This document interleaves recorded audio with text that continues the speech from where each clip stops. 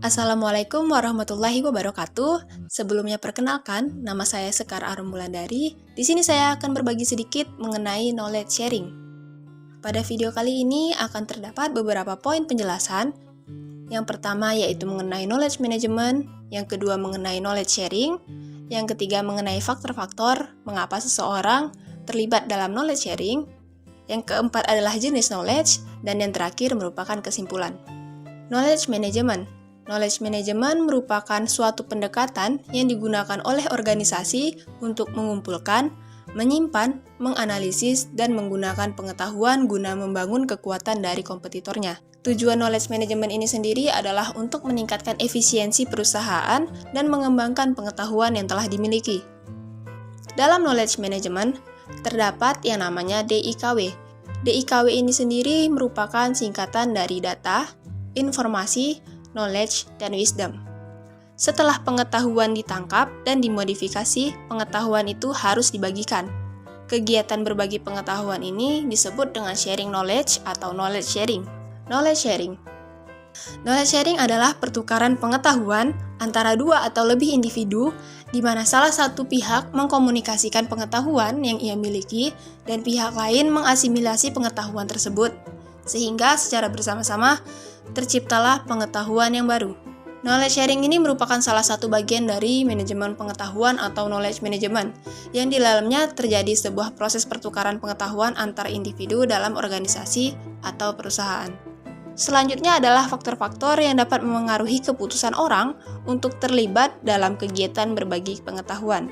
Jadi terdapat 3 faktor-faktor, yaitu faktor organisasi, faktor individu, serta faktor teknologi. Faktor organisasi ini tidak berasal dari individu tersebut. Hal ini dapat disebabkan oleh lingkungan atau individu lain untuk memancing sikap berbagi pengetahuan yang mereka miliki. Kemudian adalah faktor individu. Faktor individu ini berasal dari pertimbangan individually driven. Nah, ini berarti berasal dari keadaan internal seseorang. Kemudian yang terakhir adalah faktor teknologi, yaitu berkaitan dengan teknologi manajemen pengetahuan, misalnya seperti perangkat lunak dan perangkat keras yang digunakan dalam kegiatan sharing.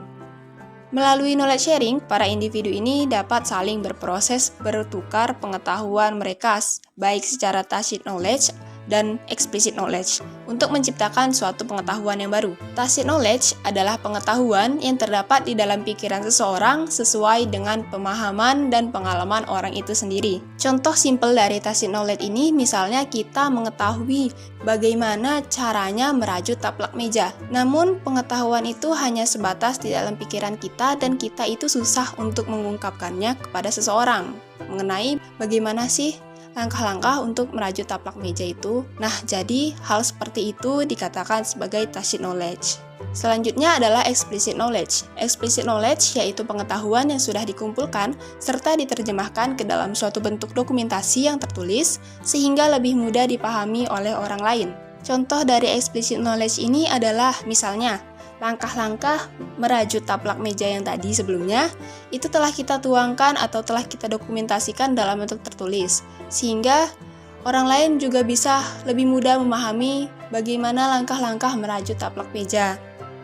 Kesimpulan dari video ini yaitu, berbagi pengetahuan atau knowledge sharing merupakan salah satu bagian dari manajemen pengetahuan atau knowledge management, yang di dalamnya terjadi sebuah proses pertukaran pengetahuan antar individu dalam sebuah organisasi atau perusahaan.